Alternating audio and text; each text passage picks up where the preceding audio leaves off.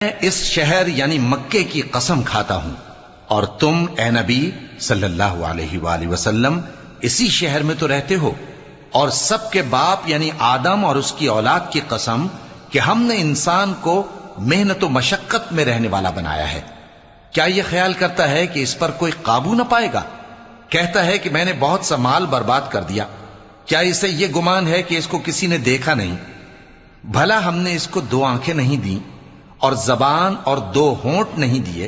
یہ چیزیں بھی دیں اور اس کو خیر و شر کے دونوں رستے بھی دکھا دیے، مگر یہ گھاٹی پر سے ہو کر نہ گزرا۔ اور تم کیا سمجھے کہ گھاٹی کیا ہے؟